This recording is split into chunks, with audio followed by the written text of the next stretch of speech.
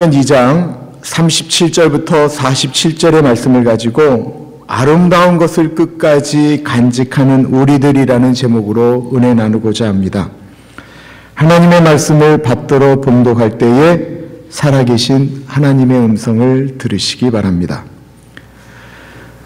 그들이 이 말을 듣고 마음에 찔려 베드로와 다른 사도들에게 물어 이르되 형제들아 우리가 어찌할꼬 하거늘 베드로가 이르되 너희가 회개하여 각각 예수 그리스도의 이름으로 세례를 받고 죄 사함을 받으라. 그리하면 성령의 선물을 받으리니 이 약속은 너희와 너희 자녀와 모든 먼데 사람 곧 주 우리 하나님이 얼마든지 부르시는 자들에게 하신 것이라고 또 여러 말로 확증하며 권하여 이르되 너희가 이 패역한 세대에서 구원을 받으라 하니 그 말을 받은 사람들은 세례를 받음에 이날에 신도의 수가 3,000이나 더하더라. 그들이 사도의 가르침을 받아 서로 교제하고 떡을 떼며 오로지 기도하기를 힘쓰니라. 사람마다 두려워하는데 사도들로 말미암아 기사와 표적이 많이 나타나니 믿는 사람이 다 함께 있어 모든 물건을 서로 통용하고 또 재산과 소유를 팔아 각 사람의 필요를 따라 나눠주며 날마다 마음을 같이하여 성전에 모이기를 힘쓰고 집에서 떡을 떼며 기쁨과 순전한 마음으로 음식을 먹고 하나님을 찬미하며 또 온 백성에게 칭송을 받으니 주께서 구원받은 사람을 날마다 더하게 하시니라. 아멘. 저는 좋은 교회, 나쁜 교회, 그 구분하는 것을 별로 좋아하지를 않습니다.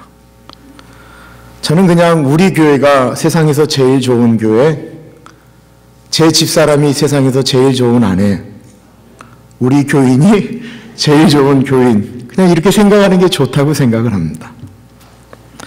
저는 또한 초대교회로 돌아가자는 말을 별로 좋아하지를 않습니다. 그런 말들 자체가 저에게 큰 부담이기도 하고요. 저는 그런 교회를 만들 자신도 없습니다. 사람들이 초대교회로 돌아가자는 말의 의미는 초대교회가 대단히 좋은 의미로 말씀하시는 것 같지만 사실 사도행전 4장을 끝으로 초대교회는 더 이상 좋은 모습을 우리에게 보여주지 않습니다. 그 다음부터는 수많은 아픈 이야기들이 기록되고 있습니다. 어쩌면 오늘날의 교회보다 더 못한, 훨씬 더 못한 모습을 보여주는 것이 초대교회입니다. 그래서 사도행전을 시작하면서 제가 가진 한 가지 소망이 있다고 한다면 저희 교회가 사도행전의 좋은 것만을 본받았으면 좋겠다라고 하는 생각입니다. 오순절날 마가의 다락방에 있었던 사람들이 예수님이 약속하신 성령님을 경험하게 됩니다. 예수님이 약속하신 것이었습니다. 그 성령을 경험한 사람들이 바깥으로 뛰쳐나갔습니다. 그들은 예수님을 증거하고 싶었던 것입니다. 예수님을 만나게 되면 사람들은 예수님을 증거하고 싶어 합니다. 그때 그들을 이상하게 바라본 사람들이 있었습니다. 그들은 바로 얼마 전에 예수님을 십자가에 못 박으라고 소리를 질렀던 사람들이었습니다. 그들이 아침에 보니까 십자가에 죽었다라고 생각한 예수님의 제자들이 마치 술 취한 사람들처럼 움직이고 떠드는 것을 본 것입니다. 이 모습을 어떻게 이해하실 수가 있겠습니까? 저는 좀 생생하게 이해가 되는 편입니다. 왜냐하면 제가 예수님을 만나기 전과 예수님을 만난 후가 너무 다르기 때문에 그렇습니다. 예수 믿기 전에 저는 아버지가 목사인 것이 부끄러웠고 목사인 저희 아버지는 제가 아들인 것이 부끄러웠습니다. 그런데 어느 수련회에서 예수님을 만났습니다. 저는 예수님을 만난 사람들의 경험은 다 다양하다라고 생각을 합니다. 예수님은 다양한 방법으로 사람을 만나시기 때문에 그렇습니다. 그래서 본인이 만난 것처럼 꼭 그런 방법으로 예수님을 만나야 된다, 저는 그 말씀에 별로 동의하지는 않습니다.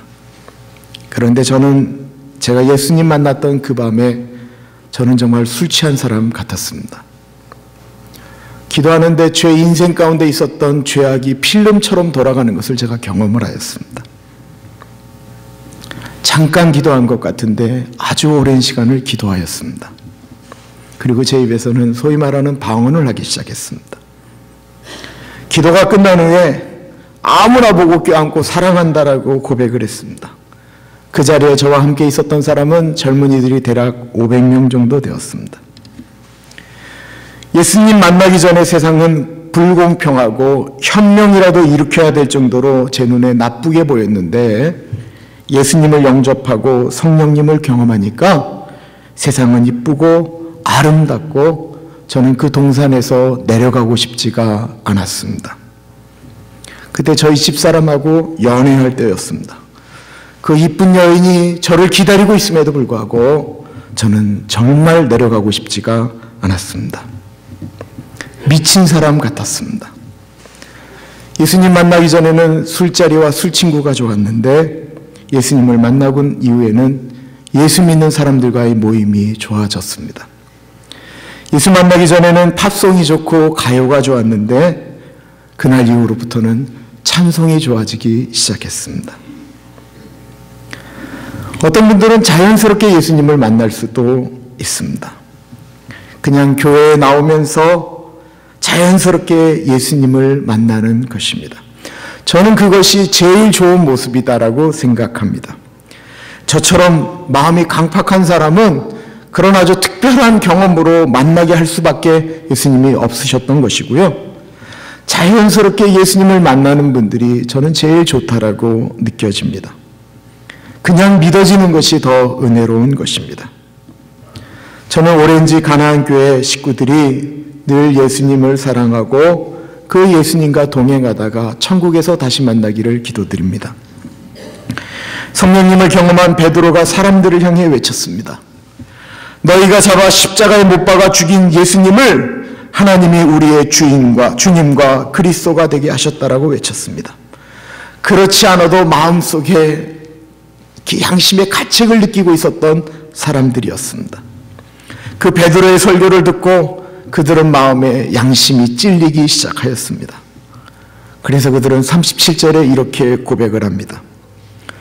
그들이 이 말을 듣고 마음에 찔려 베드로와 다른 사도들에게 물어 이르되 형제들아 우리가 어찌할꼬 하거늘. 양심에 찔리는 사람들은 어찌할꼬 해야 합니다. 잘못을 지적받으면 사람들은 두 가지 반응을 하게 됩니다. 내가 뭘 그렇게 잘못했느냐고 소리를 지르든지 아니면 어찌할꼬 하는 것입니다. 스데반이 설교할 때 잘못을 지적하니까 그 소리를 들은 사람들은 귀를 막고 돌을 들어서 스데반을 돌로 쳐 죽였습니다. 그런데 오늘 본문에 나오는 이스라엘 사람들은 어찌할꼬 했다라는 것입니다. 어찌할꼬 하는 사람이 복된 사람입니다. 목사가 설교를 하는데 왜 목사가 설교로 사람을 치느냐라고 하는 분보다는 마음이 불편할 때 어찌할꼬 하는 사람이 복된 사람입니다. 왜냐하면 그 마음을 치는 분은 설교자가 아니고 성령님이시기 때문입니다. 이스라엘 사람들은 미안해했습니다. 그들은 예수님이 죄가 없다라고 하는 사실을 알고 있었습니다. 그런 그분을 십자가에 못 박아 죽일 때 그들의 마음에도 미안함이 있었던 것입니다. 예수님을 잡아 죽이면 시원할 줄 알았는데 마음에 고통이 일어나기 시작했다라는 것입니다. 우리에게도 좀 이런 마음이 있었으면 좋겠습니다. 좀 죄를 지었으면 마음이 좀 아팠으면 좋겠습니다. 정말 가슴이 죄를 짓고 나면 좀 아팠으면 좋겠습니다. 예수님 믿는데도 다른 사람 미워하는 일을 서슴없이 했다면 말씀을 들으면서 예배를 드리면서는 우리의 가슴이 좀 아팠으면 좋겠습니다. 거짓말을 했다고 한다면, 사기를 쳤다고 한다면, 거짓으로 무엇인가를 했다고 한다면 우리가 예수님 앞에 나올 때 우리의 가슴이 좀 아팠으면 좋겠습니다. 이 세상이 돌아가는 것을 보면서 세상을 향하여 손가락질하는 것이 아니고 예수님이 나를 이 땅에 보내주셨고 하나님의 자녀로 삼아주셨는데 하나님이 만드신 세상이 이렇게 악해졌구나, 아파했으면 좋겠습니다. 그들이 어찌할꼬 할 때 베드로가 말을 합니다. 38절과 39절입니다. 베드로가 이르되 너희가 회개하여 각각 예수 그리스도의 이름으로 세례를 받고 죄사함을 받으라. 그리하면 성령의 선물을 받으리니 이 약속은 너희와 너희 자녀와 모든 먼데 사람 곧 주 우리 하나님이 얼마든지 부르시는 자들에게 하신 것이라 하고, 너희가 회개해야 한다고 했습니다. 회개한다라고 하는 것은 죄에서 돌이키는 것을 말하는 것입니다. 그럼 회개는 누가 하는 것입니까? 죄를 지은 사람이 하는 것입니까? 아닙니다. 모든 사람이 죄를 범하였음에 하나님의 영광에 이르지 못한다라고 성경은 말씀하고 있습니다. 모든 사람이 다 하는 것입니다. 모든 사람이 다 죄인이기 때문에 그렇습니다. 그런데 사람들은 본인이 죄인인 줄 잘 모릅니다. 아니, 알더라도 그것이 그렇게 심각한 것인 줄 잘 모릅니다. 회개라고 하는 단어는 헬라어로 메타노니아라고 하는 단어를 씁니다. 우리는 회개라고 하는 것이 울고 가슴을 치면서 아파하는 것을 회개라고 생각합니다. 아닙니다. 이 메타노니아라는 회개는 마음의 변화를 얘기하는 것입니다. 회개는 우리 사람의 생각에서 하나님의 생각으로 바뀌는 것을 의미하는 것입니다. 저는 고승희 목사님이 하셨던 말씀 중에 그분의 그 대학 시절을 들은 적이 있습니다. 그와 함께 학생 운동을 했던 분들은 지금 정치권의 최고 거물들이 되었습니다. 그런데 죄송하지만 그들은 모두 변질된 사람들일 뿐입니다. 제가 어느 분이 주셔서 한 편의 책을 읽었습니다. 철저한 사회주의자라고 불릴 만한 스캇 니어링이라고 하는 분의 책입니다. 저는 책을 읽는 내내 불편했습니다. 그분은 사회주의가 결국은 승리할 것이라고 생각하고 30년 전에 돌아가셨는데, 그분이 돌아가시고 난 후 정확히 10년 이내에 공산 국가들은 거의 다 무너지고 말았습니다. 그러나 제가 그분의 책을 보면서 불편했던 것은 그분의 공산주의적 신념이 아니었습니다. 하나님을 믿지 않았던 한 사람이 너무나도 깨끗하게 사는 것입니다. 한 사회주의자의 삶이 너무나도 깨끗한 것입니다. 그에 비하면 저의 삶은 너무나도 형편없이 없었기 때문에 그 책을 읽는 내내 불편했습니다. 그러면서 또한 위로도 받았습니다. 저는 스캇 니어링처럼 살지 못합니다. 그분은 모든 문명적인 것을 벗어나서 전원에서 살았는데 저는 이미 문명의 이기를 너무 좋아합니다. 그리고 저는 자본주의 사회에 익숙한 사람입니다. 사는 모습을 보면 그분이 저보다 몇천 배 더 깨끗하게 사셨습니다. 사람들이 비교한다면 비교할 수도 없는 분과 저인데, 세상적으로 보면 훨씬 더 죄인인 저를, 형편없는 저를 예수님이 받아주셨기에 감사했습니다. 그리고 더 나아가서 그 정도밖에 안 되는 사람을 사랑해 주신 예수님께 너무 고마워서 내 의지가 아닌 주님의 은혜로 정말로 주님이 기뻐하시는 삶을 살고 싶다라고 하는 생각이 들었습니다. 우리가 예수님을 받아들여서 회개한다라고 하는 것은 내가 지은 죄를 회개하는 것이 아니고 내가 내 생각으로 살았기 때문에 지었던 죄에서 이제는 하나님의 생각으로 살기 때문에 내가 바꾸겠다라고 하는 것입니다. 그것이 회개입니다. 저는 세금에 대한 이야기를 자주 합니다. 세금 제대로 내는 거 사실 쉽지 않습니다. 저는 W2로 세금 보고를 하기 때문에 저희 집사람도 마찬가지고, 그래서 조금은 어쩌면 이 문제에 대해서 좀 자유스러울 수 있습니다. 자영업을 하시면서 세금을 제대로 내는 것, 그거 정말로 쉽지 않다라는 것 알고 있습니다. 어쩌면 제대로 낸다라고 하는 것이 불편한 그 우리의 마음 자체가 우리 사람으로서 자연스러운 모습일지 모르겠습니다. 그러나 하나님의 생각은 정직하자라는 것입니다. 그래서 말씀을 듣는 순간 내가 하나님의 방법대로 살아가겠다라고 결단하는 것이 회개입니다. 초대교회에 좋았던 점은 그들은 그 말씀을 듣고 그렇게 돌이켰다라는 것입니다. 저는 회개 기도하고 마음을 깨끗하게 하면 하나님이 성령을 선물로 주신다라는 말씀을 믿습니다. 앞에 언급한 바와 같이 우리 모두는 죄인입니다. 아니다라고 말할 사람은 아무도 없습니다. 그리고 우리 사람들은 그 죄를 씻을 능력이 없습니다. 그래서 죄 없는 하나님의 아들 예수님이 우리를 위해서 대신 죽으셨다라는 것입니다. 이것이 기독교의 아주 근본적인 교리입니다. 그리고 그 예수님을 받아들이면 예수님이 우리를 위하여 죽으신 그 은혜로 우리가 죄사함 받고 성령을 선물로 받는다라는 것입니다. 그러면 여기서 중요한 것은 그 선물을 받으면, 성령을 선물로 받으면 어떻게 되느냐라는 거예요. 성령을 선물로 받으면 죄를 짓는 것이 불편해진다라는 것입니다. 그전에는 불편하지 않는데 예수 믿고 성령 받으면 불편해지는 것입니다. 제가 아는 분이 술집을 참 좋아하셨습니다. 그분이 교회에 나오시기 시작해도 여전히 술집 드는 일을 참 좋아하셨습니다. 그런데 어느 순간부터 이분이 예수님이 좋아지기 시작하면서 술집에 가는 것이 미안해지기 시작하더랍니다.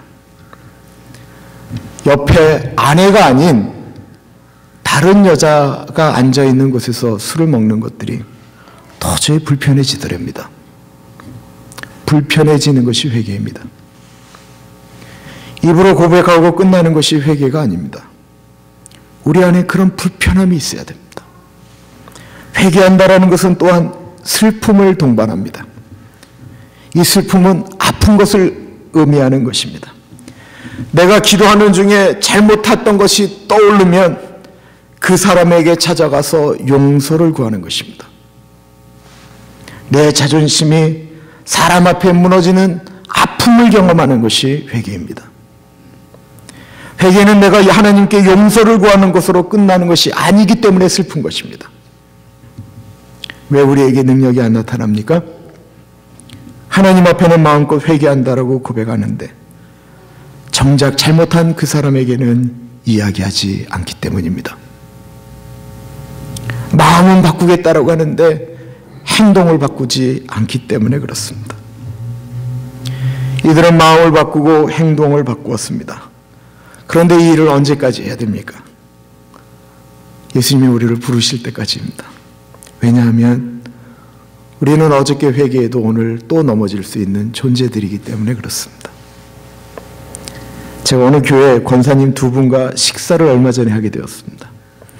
저희 교인이 아닌지라 제가 이렇게 질문을 던졌습니다. 어느 때 목사가 제일 밉습니까? 속으로들 생각하세요. 그랬더니 그 권사님이 그렇게 말씀하시더라고요. 예배를 마치고 나오는데 어느 권사는 목사가 손을 꽉 잡고 눈인사를 하는데 본인은 대충 잡더라는 것입니다. 아니 근데 그게 말이 안 되는 게요. 그 교회가 500명이 넘는 교회, 500명이 넘는 교회. 사람들이 뭐 물밀듯이 나가는데 그 어느 정신으로 그렇게 하겠어요. 그 누가 알겠어요. 그런데 본인이 보기에 그렇게 보이더라는 것입니다. 무엇을 말합니까? 평생 예수님을 섬긴 권사님이 그것 하나가 그렇게 섭섭한 것입니다. 그것 때문에 시험 든다라는 것입니다. 그 교회 문이 3개입니다. 다른 문으로 나가면 되는데 꼭 그 문으로 나가시면서 목사가 내 손을 꽉 잡나 안 잡나 눈인사하나 안 하나 그게 그렇게 중요한 거예요. 그날 예배가 은혜로운지 아닌지 하나도 중요하지 않아요. 목사가 나를 어떻게 보느냐가 중요하다라는 것입니다. 하나님이 중심이 아니고 내가 중심이기 때문에 그렇습니다.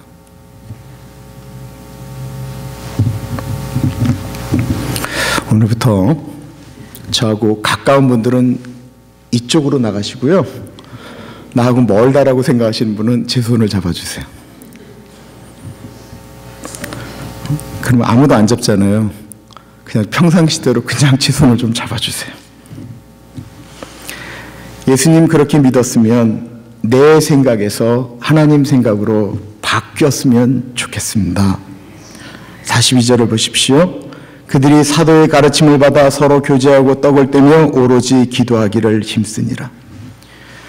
예수님을 만나고 나니까 성경 말씀이 좋아지기 시작했습니다. 그래서 사도들의 가르침도 받고 교제하고 예수 믿는 사람들을 만나는 것이 즐거워졌다라는 것입니다. 그런데 꼭 그럴까요? 저는 밥은 편한 사람과 먹는 것이 제일 행복하다라고 생각합니다. 서로 교제하고 떡을 떼었다라고 합니다. 이것은 엄밀한 의미에서는 성찬식을 의미한다라고 말을 합니다. 그러나 또 한 가지로 해석해 보면 먼저 믿은 분들이 뒤에 믿는 분들을 그렇게 수고하고 노력하며 섬겼다라는 것입니다. 얼마 전 새가족 환영회를 했습니다. 28분의 새신자를 위해서 50여 명이 동원이 되었습니다. 참 잘 준비한 상태로 새가족 환영회를 마쳤습니다. 거기서 이런 이야기가 나왔습니다. 새가족으로 왔는데 어느 누구도 밥을 같이 먹자라는 분이 없어서 갈등하셨다라는 것입니다. 제가 그 말씀을 들으면서 그렇구나 라고 하는 생각과 더불어 이런 생각도 했습니다. 이미 나이가 70이 넘으신 어른들, 이미 80이 넘으신 어른들은 새로운 분이 오셨기 때문에 그분을 알아가고 그분들 자리에 가서 같이 식사하는 것, 그건 결코 쉬운 일이 아닙니다. 어른들은 지금도 수정아파트에 계신 분들 그냥 거의 하루에 홀로 식사하는 분들이 많이 있으십니다. 그런 분들이 주일날 오시면 그나마 좀 아는 분들하고 같이 식사하는 것, 저는 그런 맛으로도 교회 오는 것이 좋다고 생각합니다. 그게 맞지요. 그 나이에 무슨 또 새로운 사람을 알아가겠어요. 그래서 내가 지금은 좀 젊고 사람을 익히기에 익숙한 나이라고 생각하는 분들이 새가족이 오시면 같이 식사하자라고 이야기하고 또한 그분들을 초대해서 식사하는 것이 좋다라고 생각되어집니다. 또 나이 드신 어른들만 계시는 곳에 할머니들이 계시면 서로 언어가 다른데도 막 고개를 끄덕거리면서 말씀하시잖아요. 귀들이 안 들리시니까 그러든지 그럴 때 젊은 한 사람 거기 딱 들어가 보세요. 여인네들이 눈빛이 달라지기 시작해요. 우리 권사님들은 제가 그 자리에 앉으면 이렇게 잘생긴 남자가 오랜만에 앉기 때문에 달라지기 시작하는 거예요. 그 좋은 거잖아요. 그죠? 2장, 그게 공동체지. 밖에서 새가족을 초대해서 식사하는 것도 좋다라고 생각되어집니다. 기도에 힘썼다라고 했습니다. 제가 좀 아쉬운 것이 있다면 이 교회의 기도의 양입니다. 기도는 교회를 끌어가는 가장 중요한 힘입니다. 제자들이 성령님을 경험한 후에 달라진 것이 있다면 그들은 기도하는 사람들로 바뀌었다라는 것입니다. 예수님과 같이 동행하던 시절에도 그들은 잘 기도하지 않았습니다. 그들은 겟세마네 동산에서 정말 예수님이 같이 기도하기를 원하셨던 순간에도 기도하지 않았던 사람들입니다. 그런데 그들에게 성령이 임한 이후에 그들은 기도하는 사람들로 변하였다라는 것입니다. 이건 경험적으로 많은 분들이 하는 말씀입니다. 성령을 선물로 받은 후에 그들이 제일 바뀐 것이 있다고 한다면 그것은 기도 생활입니다. 저는 우리 교회가 좀 더 많은 기도를 하는 교회였으면 좋겠습니다. 근데 이 기도가 무엇입니까? 앞에 언급한 바와 같이 회개는 내 생각을 하나님의 생각으로 바꾸는 것이라고 했습니다. 하나님의 생각을 어떻게 알 수 있습니까? 예수님이 요한복음 14장에 이런 말씀을 하셨습니다. 보혜사 곧 아버지께서 내 이름으로 보내실 성령, 그가 너에게 모든 것을 가르치고 내가 너에게 말한 것을 생각나게 하리라.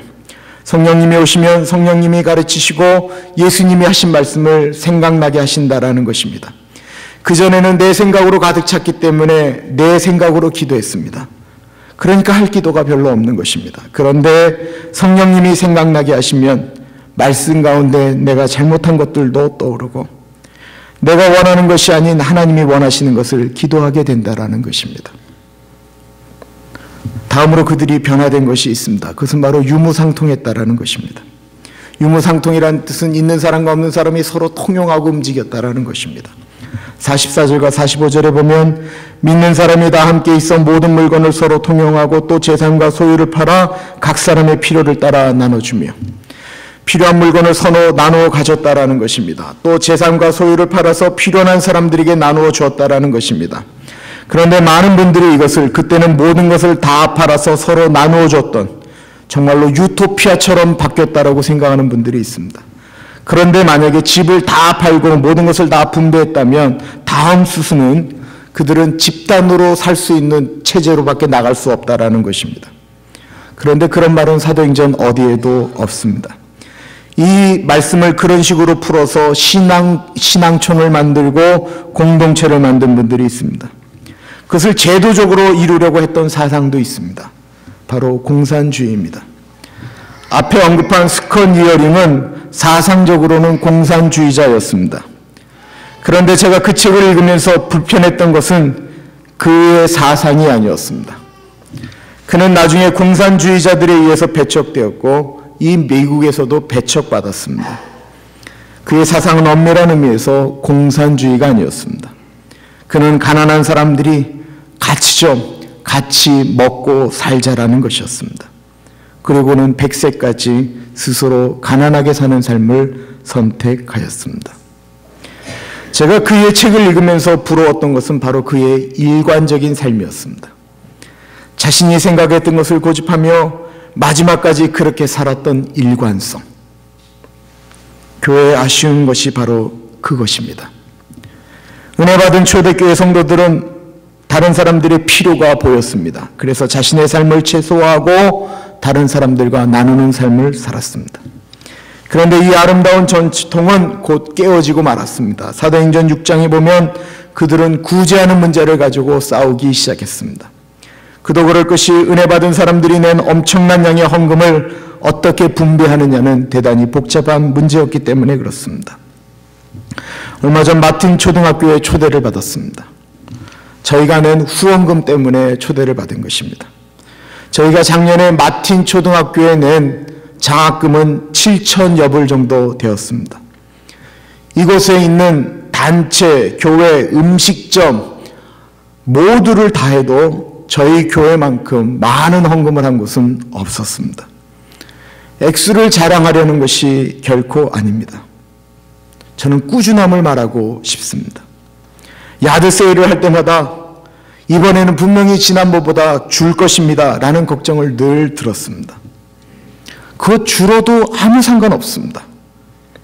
다만 꾸준하게 했으면 좋겠습니다. 우리는 물품을 걷고 여러분들이 고생하지만 많은 분들이 고생하는 건 한 번 할 때마다 이틀, 1년에 사흘을 고생합니다. 그런데 우리가 고생하는 그 4일인데 저 학교의 학생들은 일생의 처음이자 마지막인 사이언스 캠프를 갈 수 있다는 것입니다. 지난번에 어떤 아이의 고백처럼 태어나서 처음으로 눈을 보는 아이들이 태반입니다. 그 아이들이 훗날 이 땅에 귀한 사람들이 되는 꿈을 같이 꾸어보자라는 것입니다. 저는 이것이 하나님이 우리 교회에 주신 하나의 사명이라고 생각을 합니다. 저는 초대교회처럼 우리가 모두 작은 집으로 이사가고 남은 돈으로 나누어주고 살면 좋을 것 같지만 저는 그런 삶 반대합니다. 지금 사회는 너무나도 많은 시스템이 갖추어져 있기 때문에 그런 일은 국가를 통해서 할 수 있도록 우리가 국가에다 일이 많은 것이 중요합니다. 그 중에 하나가 세금을 바르게 내는 것입니다. 세금도 제대로 내지 않으면서 교회가 이래야 되고 사회가 이래야 된다라는 얘기를 함부로 하는 것은 언어도단입니다. 다만 저희 교회에서 행하는 것이 있습니다. 그것은 바로 작은 불꽃 헌금이라는 것입니다. 이 돈은 어떻게 사용되었는지는 아무도 모릅니다. 우리 교회에서 딱 두 사람만 알고 있습니다. 구제헌금으로 사용되어지는데 감사하게도 이 액수가 점점 더 늘어나고 있습니다. 어느 분이 작은 불꽃 헌금의 액수는 김 목사의 신뢰도와 비례한다라고 말씀하셨습니다.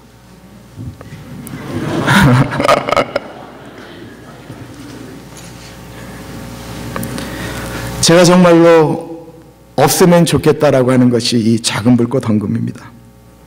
우리 교회 모든 분들이 다 잘 되셔서 더 이상 이런 용도의 헌금이 없었으면 좋겠습니다. 두 번째로는 제가 갖는 부담감이 너무 크기 때문에 그렇습니다. 누군가 말을 만들려면 수도 없이 만들 수 있는 것이 바로 이 작은 불꽃 헌금입니다. 그리고 저는 제 자신을 제가 스스로 못 믿을 때가 많이 있습니다. 제가 과연 공정한가라는 것입니다. 그래서 눈에 보이는 어려움뿐만 아니라 내가 그 내면을 보면서 바르게 전달할 수 있느냐는 것입니다. 그런데 저는 말씀을 묵상하면서 이 헌금도 어떤 방법이로든지 우리 교회에서 끝까지 있었으면 좋겠다라는 생각을 갖습니다. 혹이나 사람들이 무슨 말을 하더라도 이 일이 잘 진행되었으면 좋겠다라고 하는 꿈을 갖습니다. 저는 꾸준한 것이 제일 중요하다라고 생각합니다. 꼭 필요한 사람들에게 작게 숨을 쉴 수 있도록 도와주는 것입니다. 초대교인들은 은혜 받은 다음에 날마다 성전에 모였고 내 것 구분하지 않았습니다. 그러나 이것이 오래가지 못했다라는 것입니다. 은혜 받아도 그렇습니다. 그런데 한 사회주의자는 죽을 때까지 자신이 생각한 신념대로 살았다라는 것입니다. 저는 오늘 본문에서 우리가 그런 교회를 꿈꾸기 위한다라기보다는 우리에게 주어진 사랑의 의무를 꾸준히 했으면 좋겠습니다. 이것이 주님이 원하시는 아름다운 일이라고 한다면 좀 불편해도 꾸준하게 했으면 좋겠습니다. 크지 않아도 좋습니다. 대단하지 않아도 좋습니다. 마지막까지 했으면 좋겠습니다. 하다가 넘어져도 좋습니다. 하다가 실패해도 괜찮습니다. 용서하려고 했는데 잘 안 되어도 괜찮습니다. 그래도 다시 일어나 하겠다라고 노력했으면 좋겠습니다. 실수해도 또다시 아름다운 일에 도전했으면 좋겠습니다. 그래서 더욱 이 사회를, 우리 가정을, 우리 교회를 건강하게 만드는 오렌지 가나안 장로교회가 되기를 기도드립니다. 기도하겠습니다.